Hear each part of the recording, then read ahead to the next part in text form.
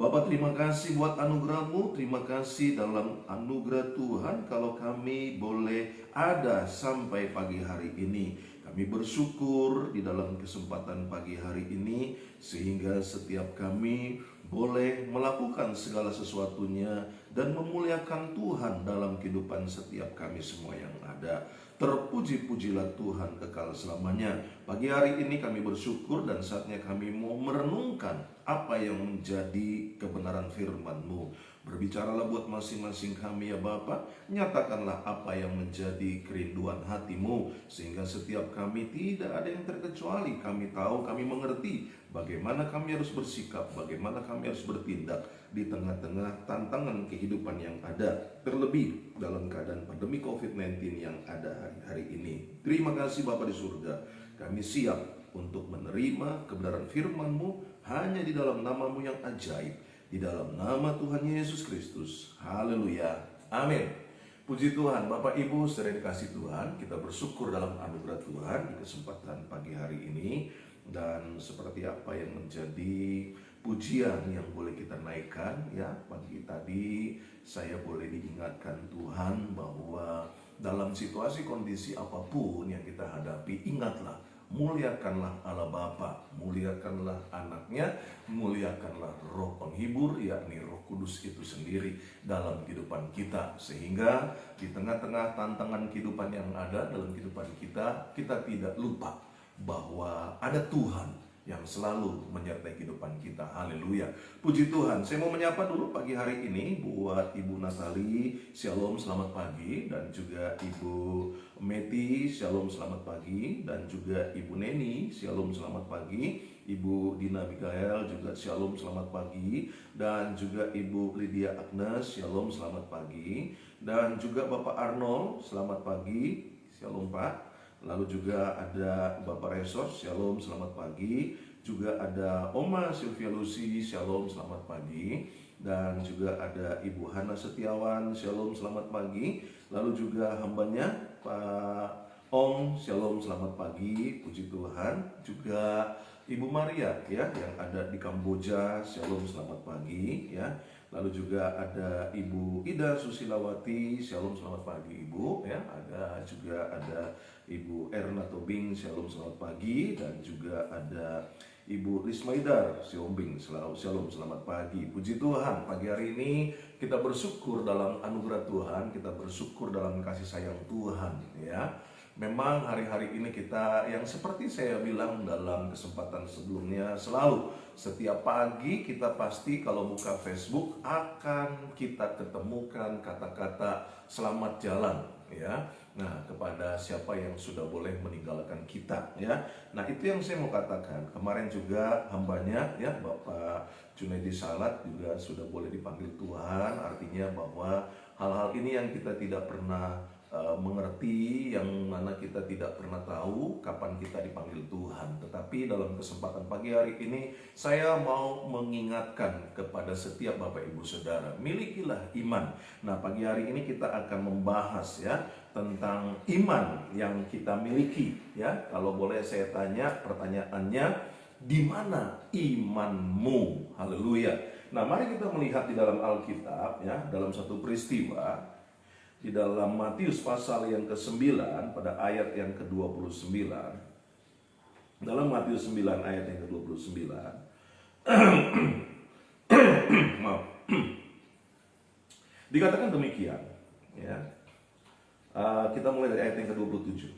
Oke. Ketika Yesus meneruskan perjalanannya dari sana, dua orang buta mengikutinya sambil berseru-seru dan berkata, "Kasihanilah kami, hai anak Daud." Setelah Yesus masuk ke dalam sebuah rumah, datanglah kedua orang buta itu kepadanya dan Yesus berkata kepada mereka, "Percayakah kamu bahwa aku dapat melakukannya?" Mereka menjawab, "Ya Tuhan, kami percaya." Lalu Yesus menjawab mata mereka sambil berkata, "Jadilah kepadamu menurut imanmu." Haleluya. Ada kata di sini yang ditekankan oleh Tuhan Yesus, jadilah menurut imanmu. Nah, inilah yang menjadi pertanyaan dalam kehidupan setiap kita pagi hari ini ya. Pertanyaannya, di mana imanmu? Haleluya. Secara jenis iman yang mempengaruhi hidup seseorang, yang pertama adalah natural faith, ya, iman yang alami. Nah, jenis iman yang dimiliki oleh rata-rata manusia lah, ya. Jadi misalnya begini, orang akan merasa aman jika dia memiliki uang di bank. Oke, ketika dia memiliki simpanan uang di bank, ya, maka dia akan merasa aman. Nah, ini adalah iman yang natural, ya, natural faith. Artinya iman yang alami, ya. Kita punya apa, lalu kita merasa bahwa kita safe dengan keadaan itu. Nah, itu namanya natural faith, ya. Jenis yang kedua adalah intellectual faith. Iman yang berdasarkan akal sehat, ya. Ini adalah iman yang timbul karena pengetahuan ilmiah, oke? Di mana kita percaya bahwa dalam kesempatan ini ada yang namanya pandemi COVID-19, ya. Kenapa? Karena memang para medis, para ahli menyatakan hal tersebut, ya. Nah, kira-kira seperti itu. Lalu misalnya kalau dikatakan demikian, nanti tahun 2024 akan terjadi yang namanya gerhana matahari total. Ya, kita mungkin percaya, kenapa? Karena itu adalah sebuah penyelidikan yang dilakukan oleh para ahlinya, ya. Nah, itu namanya intellectual faith. Yang ketiga itu adalah bicara tentang historical faith. Artinya iman yang berdasarkan fakta sejarah. Oke, saya tanya sekarang, apakah kita pernah melihat yang namanya kerajaan Majapahit misalnya? Ya, kita nggak pernah melihat, tetapi kita percaya bahwa pernah ada yang namanya kerajaan Majapahit. Ini namanya historical faith, ya.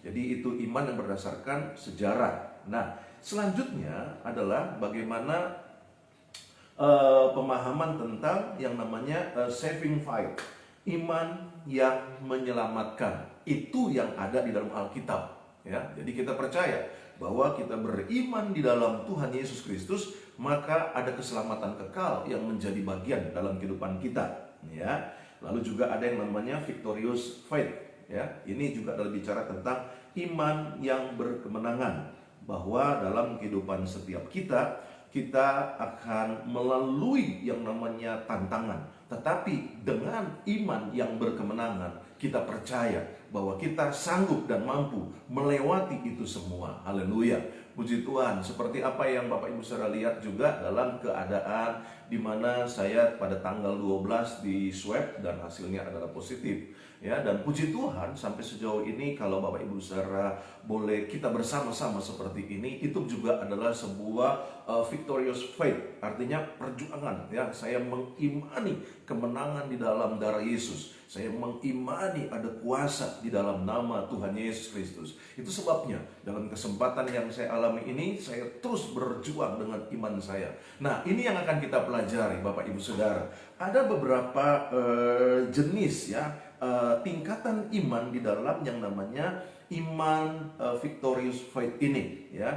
Nah, kita akan melihat iman yang berkemenangan ini, ya. Nah, yang pertama mari kita melihat di dalam Markus pasal yang keempat pada ayat yang ke-40. Dalam Markus pasal yang keempat pada ayat yang ke-40, apa yang dikatakan dalam peristiwa di mana angin ribut diredakan, ya. Nah, di mana kita tahu dalam cerita itu dikatakan pada hari itu, pada waktu hari sudah petang, Yesus berkata kepada mereka, marilah kita bertolak ke seberang. Perhatikan, Yesus yang berkata kepada murid-murid, mari kita bertolak ke seberang. Oke, nah apa yang terjadi? Mereka meninggalkan orang banyak itu lalu bertolak dan membawa Yesus beserta dengan mereka dalam perahu di mana Yesus telah duduk dan perahu-perahu lain juga menyertai dia. Lalu mengamuklah taufan yang sangat dahsyat dan ombak menyembur masuk ke dalam perahu sehingga perahu itu mulai penuh dengan air. Bapak Ibu Saudara yang kasih dalam Tuhan, perhatikan ayat firman Tuhan ini. Apa yang dikatakan oleh firman Tuhan atau apa yang dicatat oleh firman Tuhan dalam peristiwa tersebut, ketika Yesus berkata, marilah kita bertolak ke seberang. Artinya ada sesuatu yang menjadi tujuan di depan sana. Tetapi di tengah-tengah perjalanan, apa yang terjadi? Maka Tuhan mengizinkan adanya yaitu angin taufan yang dahsyat loh dikatakan datang menyembur masuk ke dalam perahu sehingga perahu itu mulai penuh dengan air. Haleluya. Kita tahu dalam pembacaan firman Tuhan ini baik di sekolah minggu, di remaja dan sampai dalam ibadah umum pun kita sering mendengar tentang hal ini. Tetapi justru kita tidak pernah menangkap makna yang ada di dalamnya. Seringkali hal ini bukankah terjadi dalam kehidupan kita. Waktu kita bangun pagi dan berkata, Tuhan Yesuslah yang menjadi Tuhan dan Juru Selamat dalam hidup saya. Artinya, kalau Tuhan yang memerintahkan kita hidup, berarti masih ada rencana-rencana Tuhan yang jauh di depan sana. Namun, di dalam perjalanan menuju ke depan sana, tentunya ada yang namanya taufan dahsyat. Tetapi jangan sampai kita terganggu dengan taufan dahsyat ini. Mungkin taufan dahsyat itu dalam bentuk sakit penyakit. Mungkin taufan dahsyat itu adalah dalam bentuk keuangan. Mungkin taufan dahsyat itu adalah bentuk dalam keributan dalam keluarga rumah tangga. Tetapi mari kita melihat ke depan. Ini yang penting. Ada berapa banyak kita terganggu dengan apa yang dikatakan sebagai taufan dahsyat itu. Mungkin hari ini engkau mengalami penyakit COVID seperti yang saya alami. Tetapi buat saya tidak akan terfokus kepada hal tersebut. Kenapa? Saya akan melihat ke depan bahwa selama saya masih diberikan nafas hidup, dan bukankah sebagai anak Tuhan kita pasti mendapatkan bocoran. Kapan kita masih hidup, kapan kita akan dipanggil Tuhan. Harusnya seperti itu. Nah, kalau kita belum mendapatkan bocoran untuk kapan kita harus dipanggil Tuhan, maju terus. Lihat ke depan, jangan takut, jangan gentar dengan apapun yang kau rasakan sebagai taufan yang dahsyat. Haleluya. Ini yang harus kita bangun dalam iman kita. Nah, nanti kita akan lihat iman-iman yang model bagaimana. Ya, makanya dikatakan di sini lalu mengamuklah taufan yang dahsyat dan ombak menyembur masuk dalam perahu sehingga perahu itu mulai penuh dengan air. Ayat 38. Pada waktu itu Yesus sedang tidur di buritan di sebuah tilam. Maka murid-muridnya membangunkan dia dan berkata kepadanya, Guru, engkau tidak peduli kalau kita binasa. Bukankah hal ini yang seringkali kita ungkapkan ketika terjadi taufan dahsyat dalam kehidupan kita? Masalah ekonomi, masalah kesehatan, masalah rumah tangga, masalah-masalah hidup lainnya. Lalu kita mulai berkata, kayaknya Tuhan gak peduli deh dengan saya. Kayaknya Tuhan gak mau menyembuhkan saya deh. Kayaknya Tuhan tidak mau berkati saya deh. Kayaknya Tuhan tidak tolong saya deh. Stop dengan hal itu. Saya mau katakan, hal yang sama yang dilakukan oleh murid-murid. Di mana mereka berani-beraninya ngomong berkata demikian. Bahwa Guru, engkau tidak peduli kalau kita binasa. Ini kan kurang ajar. Buat saya, hal seperti ini adalah hal yang kurang ajar. Kalau saya berani mengatakan bahwa Tuhan tidak tolong saya, kok Tuhan tidak sembuhkan saya, kok Tuhan tidak berkati saya mau katakan bertindaklah dengan imanmu. Kau tidak bisa berkata bahwa kenapa ya Tuhan kok begini jahatnya, kok Tuhan biarkan saya mengalami keretakan rumah tangga, kok Tuhan biarkan saya mengalami masalah ekonomi dan sebagainya. Stop dengan hal itu. Saya mau katakan bukan itu saatnya. Atau bukan ini saatnya untuk kita berkeluh kesah dengan hal seperti itu. Bangkitlah. Itu sebabnya Tuhan berkata dalam ayat selanjutnya. Ya, dikatakan apa? Pada waktu Yesus sedang tidur di buritan kapal sebuah tilam, ya, di mana murid-muridnya berkata, Guru, kau tidak peduli kalau kita binasa. Ia pun bangun, menghardik angin itu dan berkata kepada danau itu, diam, tenanglah. Lalu angin itu reda dan danau itu menjadi teduh sekali. Haleluya. Saya khawatirnya dalam kehidupan kita, bukan karena Tuhan tidak melakukan mujizatnya, bukan Tuhan tidak melakukan berkatnya atau menyatakan kuasanya, tetapi yang saya khawatirkan, Tuhan tertidur. Atau dengan kata lain, saya mau katakan dengan istilah saya, kita membiarkan betul kita percaya kepada Tuhan Yesus, tetapi pada hakikatnya kita memungkiri kekuatannya. Kata 2 Timotius pasal yang ketiga ayat yang kelima. Ini hal yang harus kita bangkitkan dalam kehidupan kita. Makanya dalam kesempatan pagi hari ini, pertanyaannya sederhana. Di manakah imanmu? Ayat selanjutnya. Lalu ia berkata kepada mereka, mengapa kamu begitu takut? Mengapa kamu tidak percaya? Haleluya.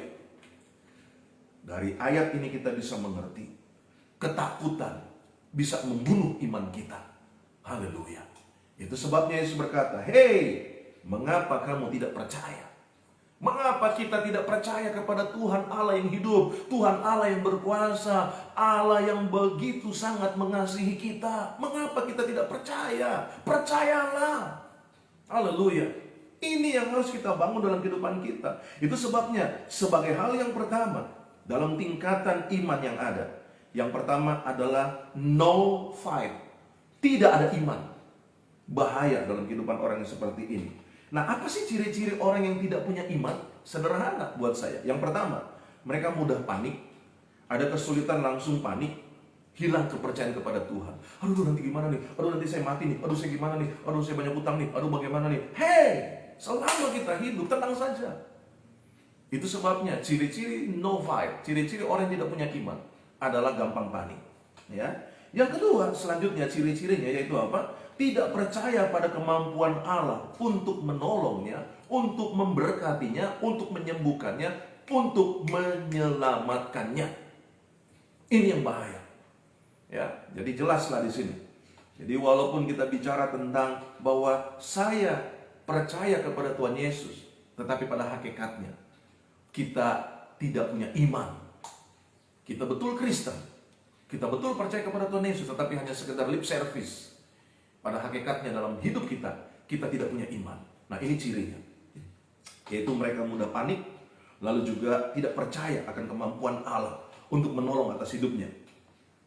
Yang kedua, mari kita melihat di dalam Matius pasal yang ke-8 ayat yang ke-26. Jadi lihat ya, tingkatan-tingkatan iman ya, tingkatan-tingkatan iman, no fight. Yang pertama tidak ada iman. Oke. Yang kedua, selanjutnya kita lihat dalam Matius pasal 8 ayat yang ke-26.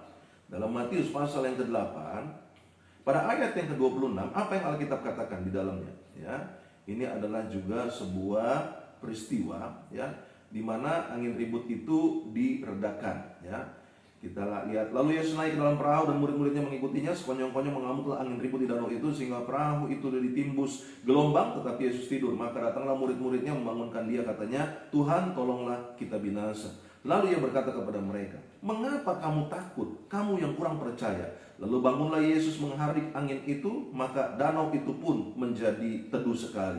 Dan heranlah orang-orang itu, katanya, orang apakah dia ini? Sehingga angin dan danau pun taat kepadanya. Haleluya.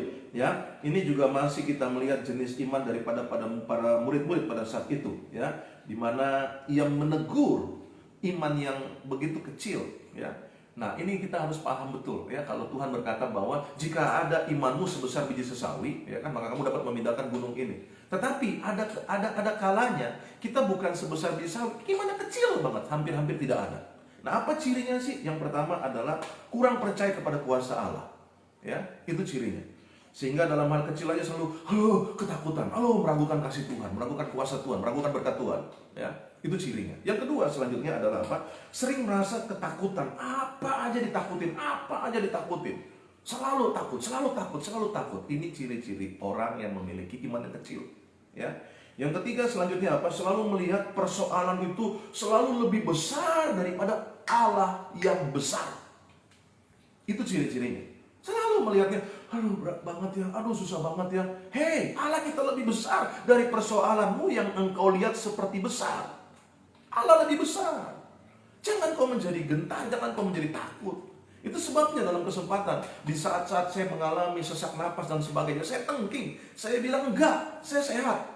Saya berkata kepada roh saya, itu sebabnya saya katakan bahwa dalam kesempatan hari Rabu, ya, esok hari saya akan mulai dengan pembahasan tentang roh, jiwa, dan tubuh, di mana dalam kuasa-kuasa setan menyerang kelemahan-kelemahan fisik seseorang. Itu saya akan sampaikan dalam kesempatan program saya yang baru, ya. Di dalam kesempatan itu, di mana saya akan mengupas tentang siapa itu roh jahat, ada yang namanya roh-roh jahat, ada yang namanya setan-setan, itu siapa, ya kan begitu. Sementara kita tahu ada yang namanya iblis, si ular tua. Nah, itu adalah sosok pribadi yang ada pada masa perjanjian lama itu kan, di dalam kesempatan ia menggoda ataupun juga Lucifer lah, saya katakan seperti itu. Nah, tetapi ada setan-setan, ada roh-roh jahat. Nah, siapa itu akan saya jelaskan, ya. Dan itu berdampak kepada apa? Kepada kesehatan, kepada kekuatan iman kita dan sebagainya, ya. Hari Rabu jam 7 malam saya akan bahas itu, ya. Nah, tetapi ini yang kembali saya mau bahas, bahwa hal-hal yang terjadi dalam kehidupan seseorang, yang pertama no fight, yang kedua little fight, ya. Yang ketiga selanjutnya adalah apa? Weak fight, artinya apa? Iman yang lemah. Nah, mari kita melihat di dalam Roma pasal yang ke-14 pada ayat yang pertama, ya. Apa yang dikatakan di situ di dalam Roma pasal yang ke-14 ayat yang pertama? Terimalah orang yang lemah imannya tanpa mempercakapkan pendapatnya. Nah, ini jenis yang ketiga, ya, yaitu apa? Iman yang lemah, ya. Ada orang yang dalam kekristenan belum dewasa, imannya lemah. Apa sih ciri-cirinya iman yang lemah? Yaitu apa? Mudah diombang-ambingkan oleh apa yang disebut sebagai pengajaran-pengajaran yang tidak berangkat dari Alkitab, ya. Nah, ini adalah hal yang menjadi cirinya. Orang yang imannya lemah itu, maksud sih, pendeta ini bilang begitu kok, pendeta itu bilang begitu. Stop dengan hal itu. Mari kita kembali ke Alkitab. Apa yang Alkitab katakan, ya. Makanya dalam program saya katakan abang jago. Apa itu abang jago? Anda bertanya, Alkitab ngejawab, ya. Jagonya itu jika Anda mengalami kuasa gelap okultisme. Nah, itu yang saya mau bilang, bahwa ada banyak kita seringkali menjadi orang-orang Kristen yang goyah. Karena apa? Karena imannya lemah, tidak dewasa.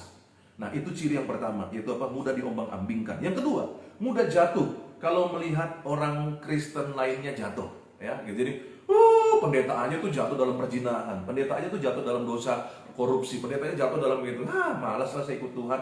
Buktinya itu lihat, semua ditunjukin. Nah, ini ciri-ciri iman yang lemah. Ya, orang yang iman yang lemah itu selalu seperti itu. Selalu patokannya apa? Kalau senior salah, maka dia ikut jatuh, ikut salah, gitu loh. Nah, ini nggak benar. Ini tidak benar, saya mau katakan.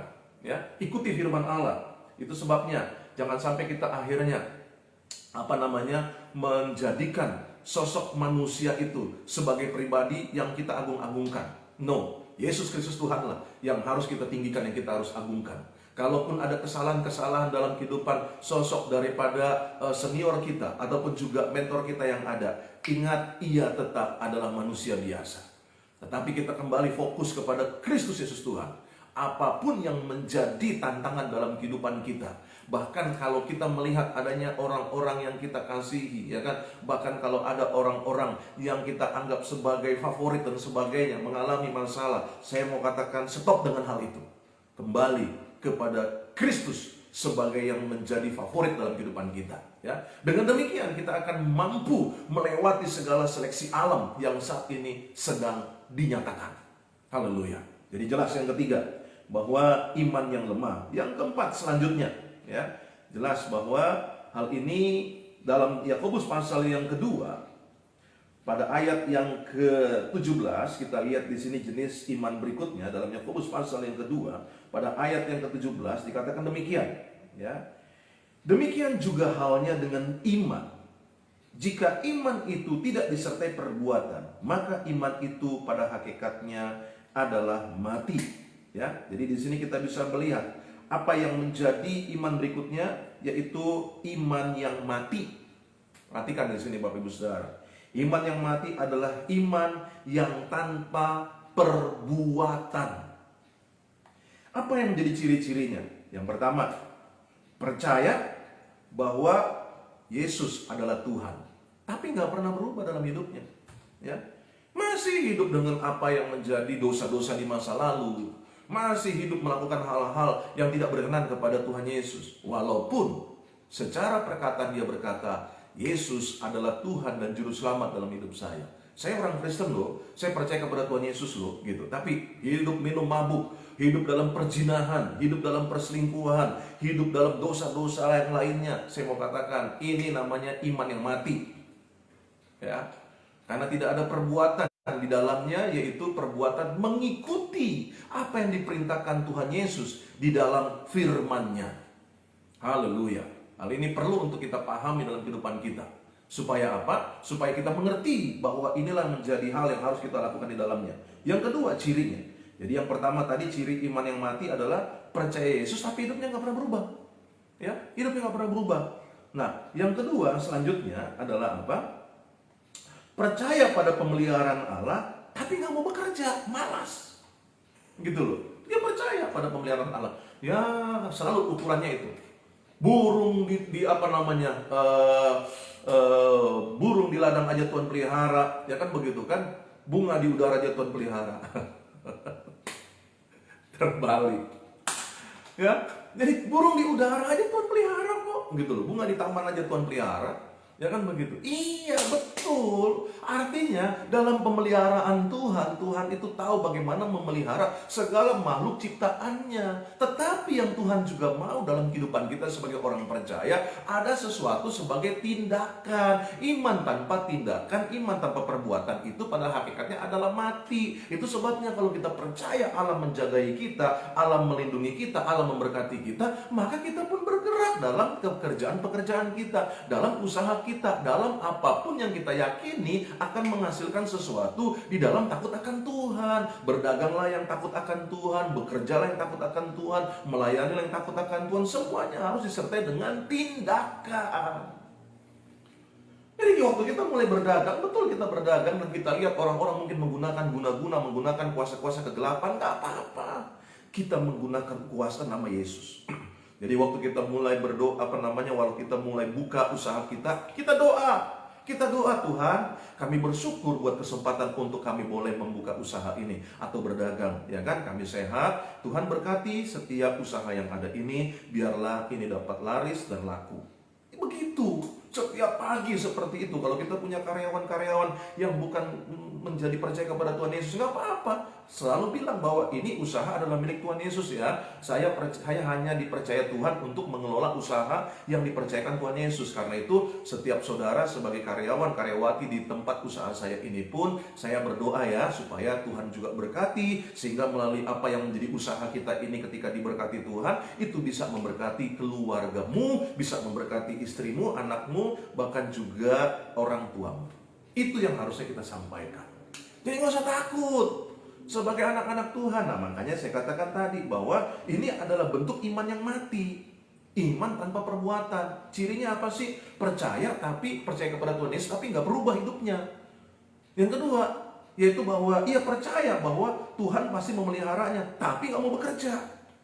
Ya kan? Nah, ini yang saya mau katakan, bahwa hal-hal ini pun harus kita miliki dalam pemahaman kita ya. Kalau misalnya begini, kalau dasarnya itu bahwa burung di udara aja Tuhan pelihara. Maksudnya apa sih? Gini loh, burung itu harus terbang. Oke, burung itu harus terbang dari satu tempat ke tempat lainnya. Selama dia terbang, selama dia bergerak, selama dia bertindak dari satu tempat ke tempat lainnya, Tuhan sudah menyediakan berkat buat dia. Itu maksudnya. Ya, jadi jangan berpikir cuma burung di udara Tuhan pelihara. Iya, tapi kalau dia nggak terbang, dia nggak dapat makan. Itu sebabnya dia terbang dari satu tempat, dia dapat makan di tempat lainnya. Begitupun dia terbang lagi ke tempat lainnya, dia dapat makan di tempat lainnya. Itu maksudnya Tuhan. Haleluya. Ya, supaya kita mengerti, jangan sampai kita memiliki iman yang mati. Yang selanjutnya, ya, kita lihat iman apa? Yaitu fight, iman yang sia-sia. Ya, kata sia-sia di sini itu artinya iman yang kosong.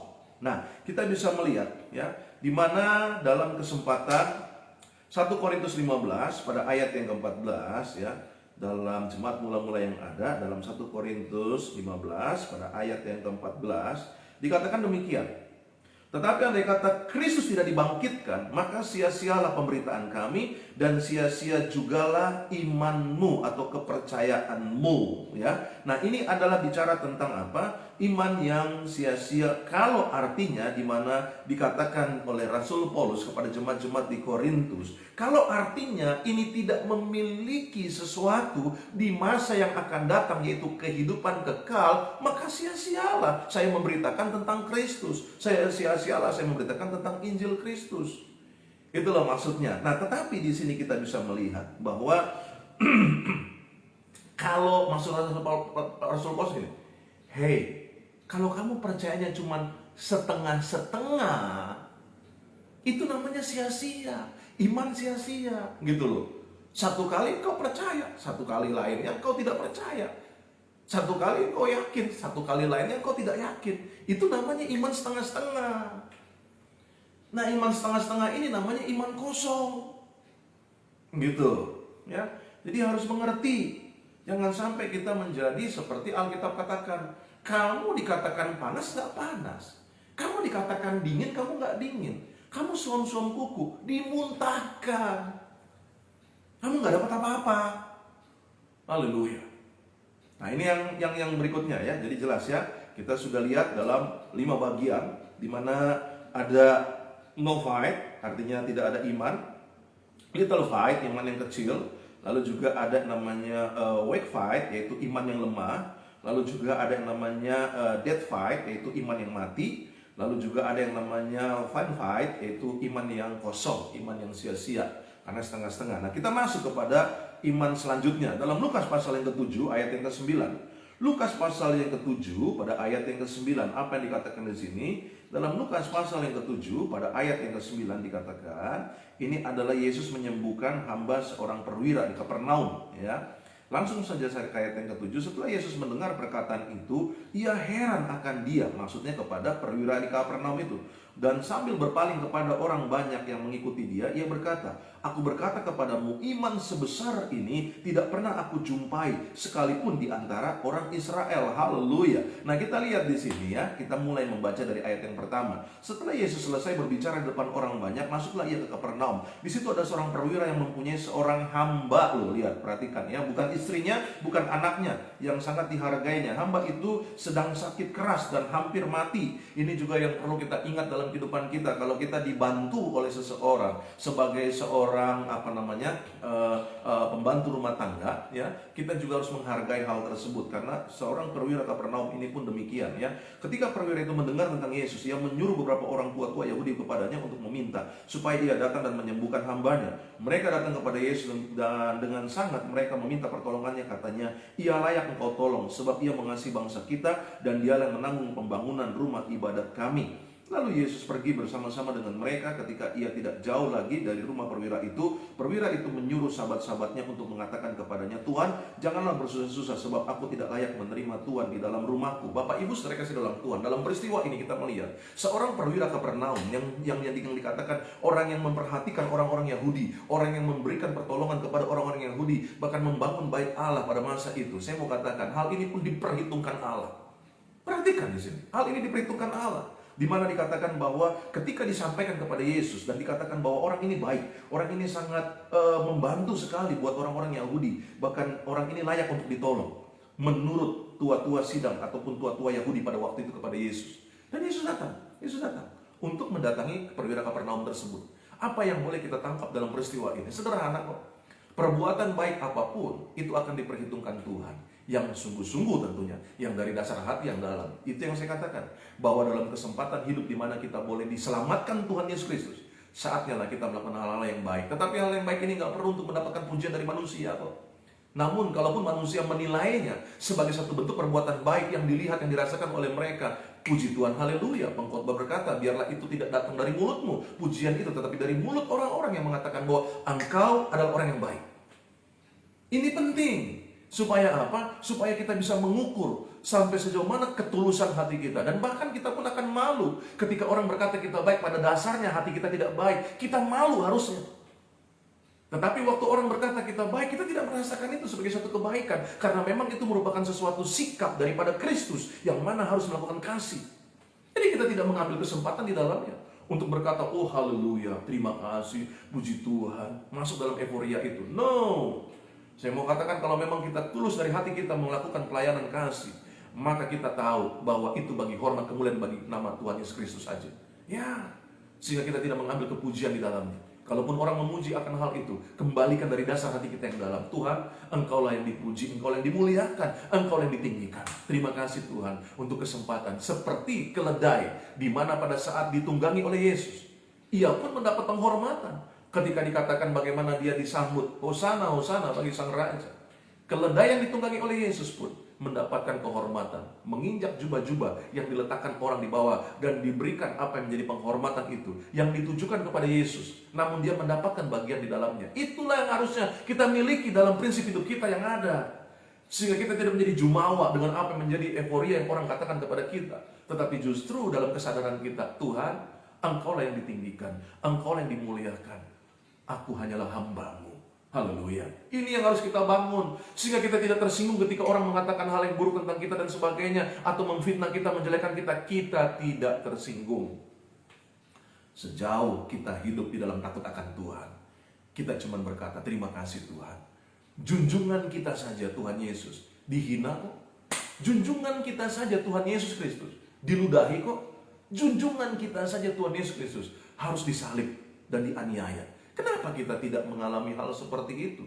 Dan kalaupun kita mengalami hal seperti itu, kenapa kita tidak memandang kepada Kristus dan berkata, terima kasih Tuhan, kalau saya pun juga boleh melewati salib yang Tuhan anugerahkan dalam kehidupan saya. Salib bukan hanya bicara penebusan atas dosa-dosa saya, tetapi salib juga bisa merasakan satu penderitaan yang dialami Kristus di atas kayu salib sebagai penghinaan, sebagai satu tekanan-tekanan yang tidak mudah harus dilewati. Haleluya. Inilah yang harusnya kita bangun dalam kehidupan kita. Itu sebabnya pentingnya memohon pertolongan Roh Kudus dalam kehidupan setiap kita yang ada, sehingga kita boleh dimampukan untuk melakukan apa yang terbaik bagi nama Tuhan. Haleluya. Nah, kita lihat di sini Bapak Ibu saudara kasih dalam Tuhan. Kembali kepada ayat bacaan ini. Apa yang bisa kita perhatikan di sini? Seorang perwira Kapernaum, akhirnya dia bilang apa? Selanjutnya dia katakan apa? Ketika Yesus mau datang kepadanya, dia bilang seperti ini. Di mana Yesus datang, dikatakan dalam ayat yang ke-6, lalu Yesus pergi bersama-sama dengan mereka. Ketika ia tidak jauh lagi dari rumah perwira itu menyuruh sahabat-sahabatnya untuk mengatakan kepadanya, Tuhan, janganlah bersusah-susah, sebab aku tidak layak menerima Tuhan di dalam rumahku. Ketika dia dengar bahwa Yesus akan datang ke rumahnya, dia suruh utusan-utusannya, tolong bilang, bilang jangan, ngapain Tuhan harus datang ke sini, biar saya saja yang ke sana. Maka dikatakan dalam ayat yang ke-7, sebab itu aku juga menganggap diriku tidak layak untuk datang kepadamu, tetapi katakan saja sepatah kata maka hambaku itu akan sembuh. Perhatikan di sini, bahkan dia berkata bahwa untuk datang kepada Yesus saya nggak layak gitu loh. Jadi Tuhan tolong sampaikan aja kata-katamu. Sepatah kata itu sudah cukup bagi perwira Kapernaum itu. Bayangkan, ini yang Yesus heran. Maka dia bilang apa setelah itu? Dikatakan ayat yang ke-8, sebab aku sendiri seorang bawahan, dan di bawahku ada pula prajurit. Jika aku berkata kepada salah seorang prajurit itu pergi, maka ia pergi, dan kepada seorang lagi datang, maka ia datang. Ataupun kepada hambaku, kerjakanlah ini, maka ia mengerjakannya. Haleluya. Bayangkan. Seorang perwira tentu dengan pangkat yang tinggi, tetapi dia berkata apa? Aduh, jangan. Saya ini masih bawahan, karena di atas saya tentunya ada orang yang lebih tinggi lagi jabatannya. Di bawah saya betul ada prajurit-prajurit yang bisa saya perintahkan. Tetapi ini adalah merupakan gambaran kerendahan hati yang luar biasa. Dia tidak merasa menjadi orang yang tinggi ataupun juga jabatannya karena memiliki apa yang disebut sebagai perlengkapan-perlengkapan materi. Ukuran-ukuran materi seringkali menjadikan kita menjadi orang yang jumawa. Kita lupa diri. Kita lupa bahwa kita ini adalah hamba. Sehingga yang ada kita merasa bahwa kita bisa menginjak manusia lainnya. Kita bisa menghina manusia lainnya. Kita bisa mendiskreditkan manusia lainnya. Karena merasa bahwa kita memiliki materi yang lebih baik dari orang-orang yang kita anggap sebagai orang yang tidak selevel dengan kita. Bahaya. Orang-orang yang seperti ini adalah orang-orang yang akan mengalami kekecewaan yang hebat di akhir kehidupannya. Percayalah. Bukan saya mengutuki, tetapi itu yang menjadi kebenaran firman Allah. Apa yang terjadi selanjutnya? Mari kita melihat di dalam ayat yang ke-9. Setelah Yesus mendengar perkataan itu, ia heran akan dia. Dan sambil berpaling kepada orang banyak yang mengikuti dia, dan ia berkata, aku berkata kepadamu, iman sebesar ini tidak pernah aku jumpai, sekalipun di antara orang Israel. Haleluya. Inilah yang menjadi bagian yang selanjutnya. Setelah iman yang tadi sudah kita bahas, no fight, little fight, ya kan, fun fight, ya. Lalu juga yang kita sudah bahas tadi, iman yang sia-sia. Dan sekarang kita masuk kepada great fight, iman yang besar, ya. Nah, inilah yang harus kita pahami, ya. Apa yang menjadi ciri iman yang besar? Ada contoh lain di mana ada seorang wanita Sirofenesia, ya, di mana dia waktu itu percaya bahwa ia dapat menyembuhkan anaknya yang kerasukan setan. Itu sebabnya Tuhan pun juga menyatakan iman ibu ini luar biasa. Tidak kujumpai dalam kehidupan orang-orang Israel. Bayangkan, mereka-mereka ini bukanlah orang-orang yang menjadi sejatinya orang Israel. No. Ya. Yang pertama kita tahu bagaimana seorang perwira di Kapernaum ini. Lalu yang kedua adalah perempuan Sirofenesia. Nah, apa yang menjadi ciri iman yang besar? Haleluya, ya. Yang pertama, ciri iman yang besar adalah percaya bahwa Tuhan itu baik. Tuhan itu baik. Jadi tidak ada terbersit sedikit pun, sekecil pun bahwa Tuhan itu jahat, Tuhan itu nggak menolong, Tuhan itu tidak memperhatikan saya, Tuhan itu tidak memperdulikan saya. Itu tidak ada di dalam pikiran seorang yang memiliki great fight, iman yang besar. Cirinya, dia akan selalu melihat Tuhan itu baik, Tuhan itu baik. Dalam keadaan apapun yang dia alami sebagai proses dalam hidupnya, dia tetap berkata, Tuhan Yesus baik, Tuhan Yesus baik. Dalam keadaan COVID-19 pun yang dia alami, dia akan tetap berkata, Tuhan Yesus baik, Tuhan Yesus baik. Ya, haleluya. Dalam keadaan di mana dia kekurangan keuangan pun dia akan berkata, Tuhan Yesus baik, Tuhan Yesus baik. Ini ciri orang yang memiliki iman yang besar, great fight. Yang kedua selanjutnya, dia akan memiliki iman yang cirinya percaya sebelum melihat. Itu yang harus dimiliki. Ya. Nah, ini adalah hal-hal yang menjadi bagian daripada great fight itu sendiri. Ya, dia yakin Tuhan itu baik dalam segala aspek, dalam segala sesuatunya, bahkan dalam segala pencobaan yang Tuhan izinkan, dia akan tetap berkata Tuhan itu baik, Tuhan itu baik. Yang kedua, dia percaya sebelum dia melihat. Itu sebabnya ketika kita mengalami hal seperti itu, saya cuma sharing, saya cuma bilang bahwa saya pasti sembuh, saya pasti sembuh, saya pasti sembuh, saya pasti sembuh. Itu yang saya katakan terus setiap pagi, setiap hari. Saya sembuh, saya sembuh, saya sembuh. Karena Tuhan itu baik. Jadi, walaupun dalam kenyataannya kadang-kala kita masih merasa sesak, masih merasa batuk, Tuhan sudah sembuhkan saya. Gitu harusnya. Haleluya. Ya, jadi hal-hal seperti ini penting untuk kita miliki. Makanya kembali kepada tema kita pagi hari ini. Ya, di mana imanmu? Ya, pertanyaan ini adalah pertanyaan yang harus kita tanya. Where is your faith? Di mana imanmu? Haleluya. Yang berikutnya, ya, selain great fight, kita melihat lagi di sini, yaitu bahwa apa yang menjadi peristiwa di dalam Kisah Rasul pasal yang ke-11 ayat yang ke-24. Dalam Kisah Rasul pasal yang ke-11 ayat yang ke-24 dikatakan demikian. Karena Barnabas adalah orang baik, penuh dengan Roh Kudus dan penuh dengan iman. Ya, sejumlah orang dibawa kepada Tuhan. Nah, yang selanjutnya adalah full of faith, penuh iman. Ya, Barnabas adalah orang yang penuh iman. Apa sih yang menjadi ciri-ciri orang yang penuh dengan iman? Yang pertama, cirinya adalah orang itu penuh dengan Roh Kudus. Ya. Apa yang menjadi ciri orang yang penuh dengan Roh Kudus? Sederhana, bukan hanya berglosolalia, bukan hanya bermaking melodi. Ya, setiap pagi saya harus melakukan hal seperti itu, di mana menikmati apa yang menjadi kepenuhan Roh Kudus. Tetapi lebih dari itu, Alkitab berkata, orang yang dipenuhi Roh Kudus cirinya adalah dapat mengampuni orang lain, dapat melupakan apa yang menjadi kesalahan orang lain.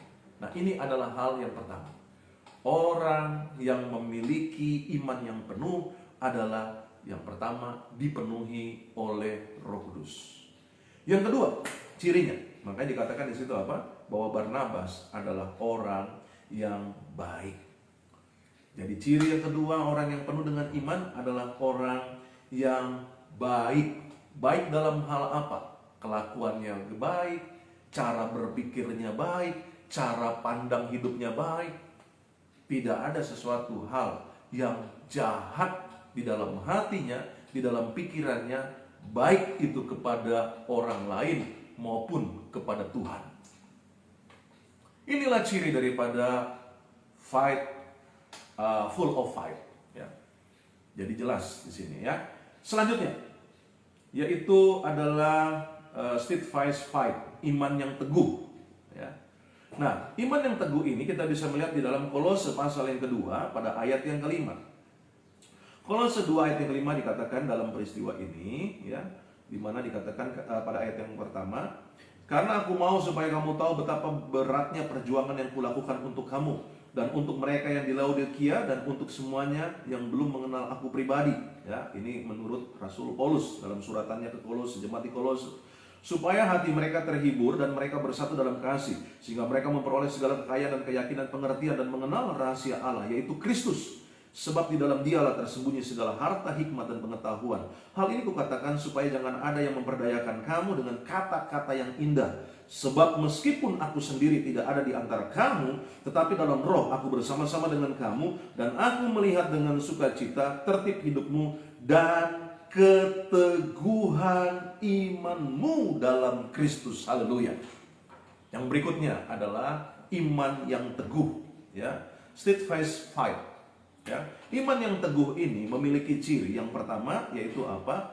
Bertahan di dalam kesulitan, ya. Orang yang memiliki iman yang teguh itu, dia memiliki kemampuan bertahan dalam kesulitan.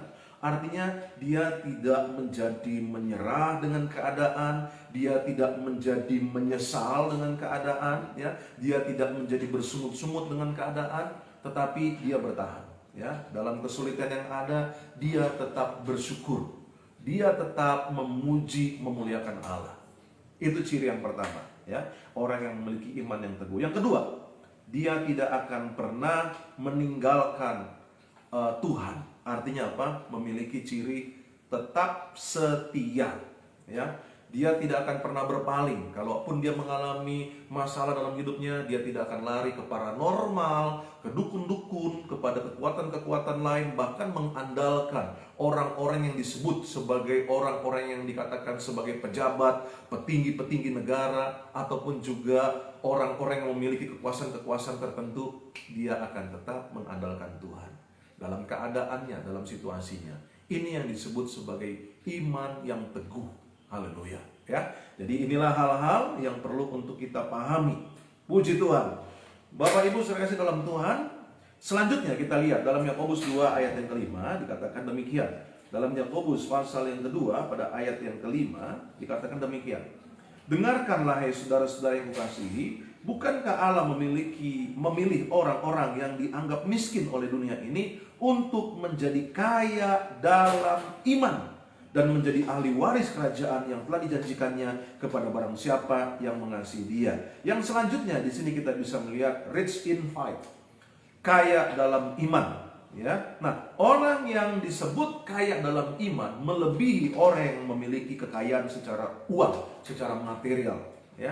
Makanya kita bisa melihat ciri orang yang kaya dalam iman. Yang pertama adalah orang yang bergantung total kepada Allah.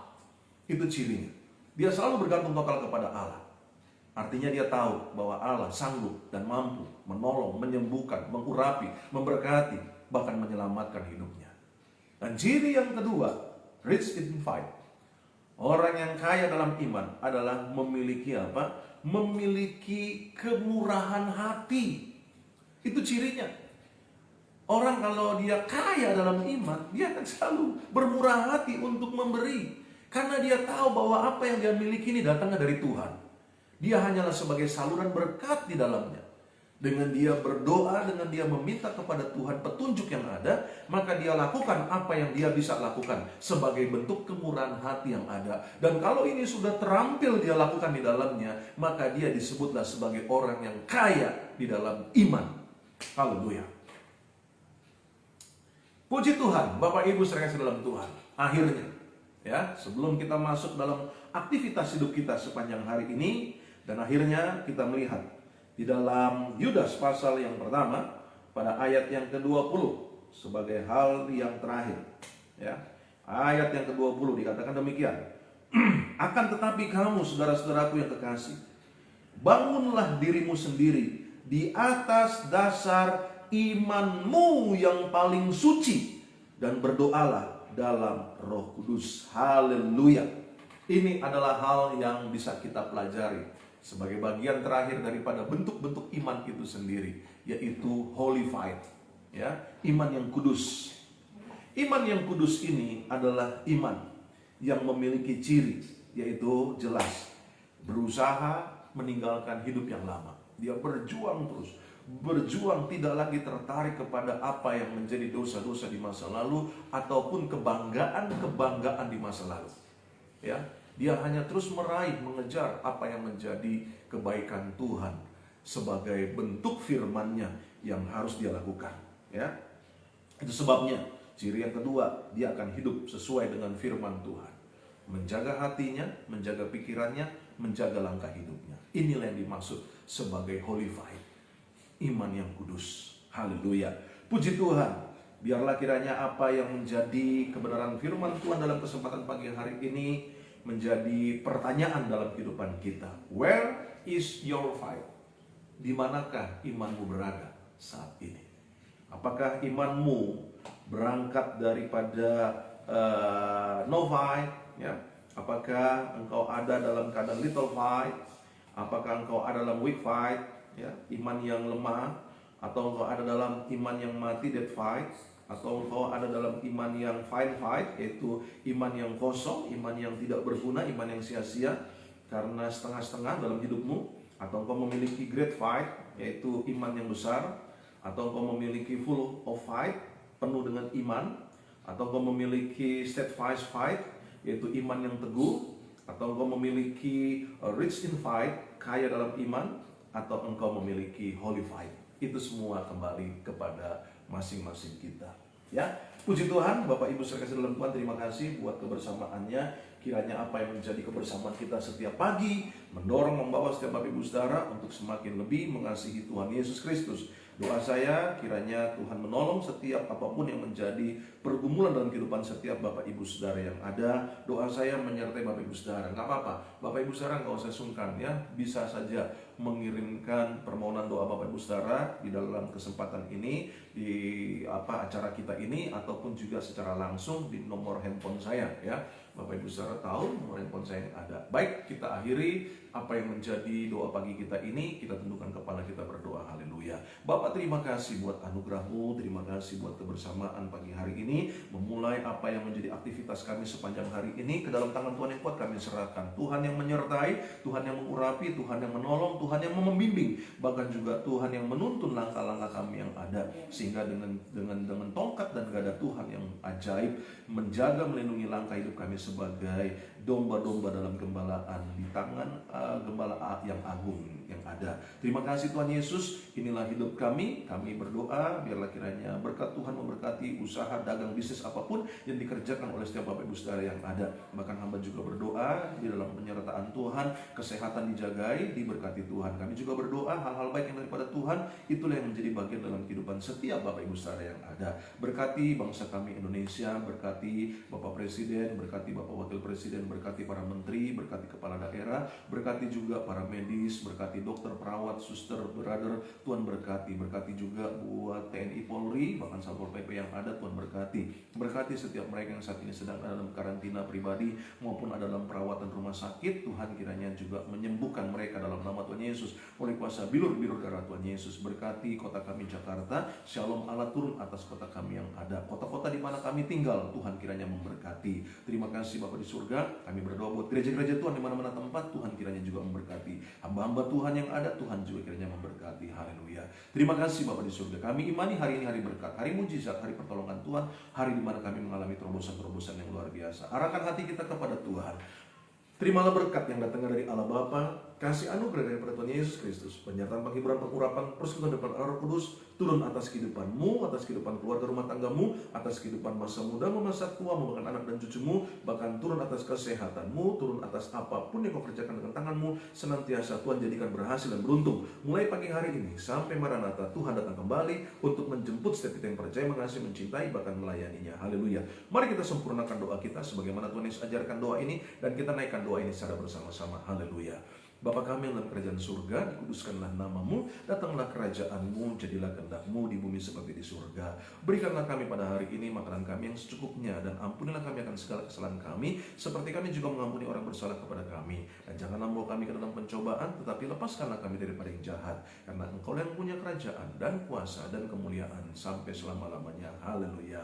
Amin. Ingat, Yesus Kristus Tuhan, Yesus Kristus tetap Tuhan, Yesus Kristus selama-lamanya Tuhan. Hanya Tuhan Yesus Kristuslah satu-satunya jalan keselamatan untuk kita sampai dan masuk ke surga. Haleluya. Tuhan Yesus memberkati. Shalom.